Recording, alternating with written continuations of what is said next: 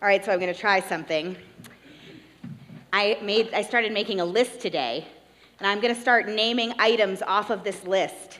And as soon as you know what this list is for, shout it out. Okay, we'll see how long it takes you to guess. Lipton soup mix. Okay.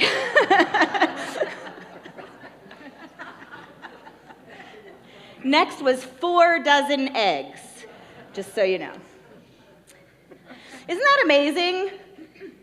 And I wonder if we went to any other synagogue in the country if the exact same thing would happen. My guess is yes.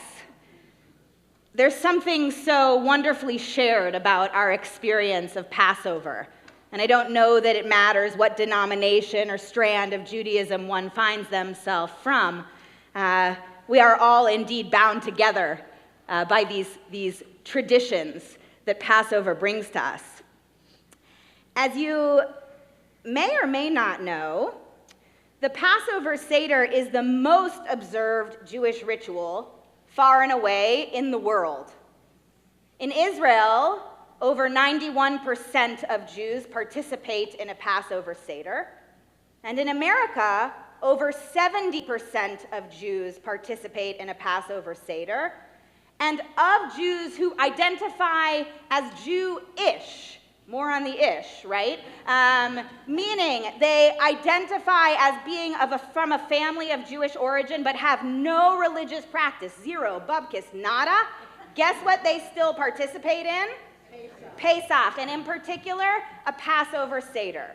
Just to give you a sense of sort of the perspective of that and the significance of this percentage, the next closest shared practice is fasting on Yom Kippur. That comes in just under 50%. And then in third place is lighting the Shabbat candles, right around 25%. Right, so Passover takes the win, big time. And it's a fascinating statistic. There's all sorts of theories about why this is. Different sociologists, anthropologists, cultural experts, theologians, they all offer their hypotheses.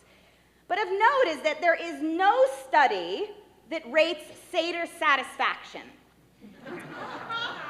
I did a little online research to discover that fact, but some conclusions can be drawn anecdotally, as when I entered the following into Google, boring Seder, okay, enter that into Google, you will see a full 241,000 search results pop up. Raise your hand if you have ever been the victim of a boring Seder. Don't be offended, friends, if you see your friend who comes to your Seder or what have you. I have attended some boring ones. I have run some boring ones myself. We should all, we'll atone for that on Yom Kippur. So we shouldn't feel so bad, though, because this issue of boredom at the Seder is not a modern one. There's actually a significant portion of Tractate Psachim in the Talmud, this section dedicated entirely to the subject of Passover and its observance, that shares pro tips, as it were, to help people avoid being bored and falling asleep at the Seder table. Literally, should you be interested in studying this, I'll be happy to share the sugya with you. From how the 4 cups of wine are to be paced out across the Seder, to the fact that Rabbi Akiva would distribute parched ears, that's popcorn, and nuts to the children from the start of the Seder so that they might not fall asleep, but ask the questions. It turns out that people have been attempting to address this problem of Seder boredom for quite a long time. In her analysis of what she calls spiritual boredom, renowned Jewish scholar Dr. Erica Brown notes that ultimately boredom is indicated by a person's lack of asking questions. She writes the following: boredom occurs when we run out of questions because it demonstrates that we have run out of interest. We find that Maimonides encouraged us to place objects, educational props on the table, and to use the complexity of the Haggadah to make the children ask the questions. Listen to this part. The purpose of Passover is not to tell our story of Jewish peoplehood. It is to make the evening interesting enough for participants to ask questions about it. Telling, especially repeated telling, leads to a flat story with a dull landscape. Asking, on the other hand, leads to exploration, further questioning, engagement, and creativity. So with 14 days to go until that first Seder, as Rosh Chodesh Nisan, the month of Pesach, begins right now, I'd like to offer a small list of 4 ways, 4 being the magic number of Passover after all, not only to keep ourselves awake at the Seder table, but perhaps even more importantly, to make our experience memorable and meaningful as well. Number 1, begin with what you have. In particular, a Seder is a great time to bring out older ritual or heirloom items in your family. A Kiddush cup, an old Haggadah, maybe a parent or a grandparent's china or tablecloth. Doesn't matter, whatever it is. And then talk about those items. Share the story of the Kiddush cup as you raise it up before saying the Kiddush. If you're a guest at someone else's home, ask if you can bring something with you to share with them. And if you don't have these sorts of items for whatever reason, it's okay. There's no time like the present to consecrate something new. One easy way to do this is to take the Seder leader's Haggadah and have everyone who is present sign their name and put the date by it. This creates a beautiful sense of connectivity, both in the moment as it happens and over time as well. And if all of that proves a little bit too tactile, just take a moment before your Seder begins to acknowledge who is around the table and ask everyone to share their favorite Seder memory or holiday memory if the Seder is new to them. Also take some time to note who's no longer seated among you, but whose memories abide as blessings. Speak their names, share their stories. Maybe share a story you remember of something they once said or did at a Seder at which you were present with them. Number 2, this is a very spiritual one and very important. Serve snacks, early and often. As you heard before, the rabbis of the Talmud would essentially serve popcorn. The prohibition against corn for Passover came much later, thanks to some really restrictive Ashkenazic Jews. But at the time, they did this, and it applies still today so that we can keep people engaged. From the moment we say the blessing over the karpas, over the parsley as you likely know it, which happens generally within the first 10 minutes of your Seder, you are good to eat anything that grows from the earth, any vegetable, any sort of natural product. Crudité is great for this. Some people serve a potato course or even gazpacho at this point. Seders have more staying power if we aren't being distracted by growling bellies. I swear to you this is true, and as Jews, you know this in your kishkis.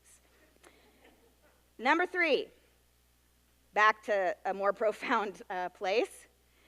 Spend some time in the Haggadah, but don't stay there too long. No Seder would be complete without a little bit of going around the table and everyone getting to read something from the Haggadah.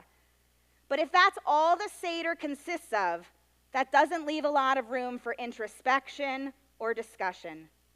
Invite creative participation. Consider assigning each person or family unit a part of the Seder to research a bit on in advance, and then lead or discuss for a minute or two at the Seder. Or if you know that someone is creative at your Seder table, ask them to write a 1-page telling of the Exodus story in a song verse in advance. John Rubinstein, you would be great at that. This is also a great activity to ask school-age children and teens to do as well, for those of you who have that age people around your table. On a different level, how many of you put an orange on your Seder plate today? So look around and see each other. Keep your hands up, but just look around. It's pretty astounding, right? 10 years ago, if I asked that question, maybe 10 people's hand would have gone up. 20 years ago, nada, nobody. The orange on the Seder plate is new, and it's an incredible symbol of inclusion. In my family, we also put an olive on our Seder plate to remind us of our commitment to Israel and its pursuit of peace. We often put a tomato on our Seder plate to remind us of immigrant workers. Give some thought to what symbols might add meaning to your Seder plate.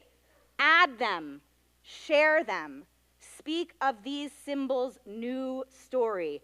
They might become the next orange. Or, if stepping out of the Haggadah is uncomfortable, why not step more deeply into it? For example, when you sing Dayenu, and you should, this is an aside, I didn't want to give up one of the four, but singing is a thing. You should sing at your Seder.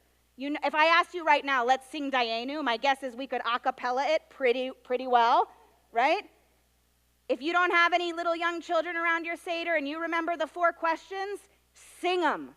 There is something wonderfully releasing about song and doing it together.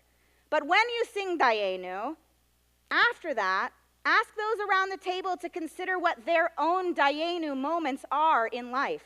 Those moments when their blessings overflowed and when really each component along the way would have been enough. And last, elevate the greatest no-show in history. We open the door for Elijah, and he never shows up. He's a horrible guest. But listen to what theologian Harvey Cox writes of this. I have come to look forward to the opening of the door for an Elijah who is always a no-show. And I have come to believe that precisely by not appearing, the great prophet is showing us something we need to know. What does it mean that there is never anyone at the door? What if, for all practical purposes, no Messiah can be counted on? Would that make any significant difference in the way we engage in the present human enterprise? If we are to make the words "next year in Jerusalem" mean something, that phrase that symbolizes a world that is healed and whole one day, we can't rely on Elijah to do that. We need to do that work ourselves. At the end of your Seder, invite each participant, child, adult, and everyone in between, to make one commitment to better this world, to bring more freedom, to take down more pharaohs, to show more bounty, to nurture God's creation, and have a card for them to write it on, and have them write it in their Haggadah too, so that when they come back the next year, they will have something to measure against. And of course, there are so many more than just 4 ways to decrease boredom and increase meaning at whatever Seder you find yourself. We'd love for you to share those ideas with us on our NSCI Facebook page over the next 2 weeks. And speaking of that, if you find yourself for whatever reason without a Seder to attend this year, please give the temple office a call, and we will connect you with any number of Seders throughout the community happening around our area. There is no reason ever to be alone on Passover. So as I imagine many of you are starting to make your Passover list too, I hope this year you'll add a few new items along with the regular staples. To my old items, I'm adding green food coloring for the frozen green frog ice cubes. How awesome is that? And copies of the Passover inserts from Hebrew Immigrant Aid Society. I hope your list will include new opportunities and ideas as well. And wherever you find yourself this season of our redemption, may it be one of greater freedom, joy, celebration, and light for us all.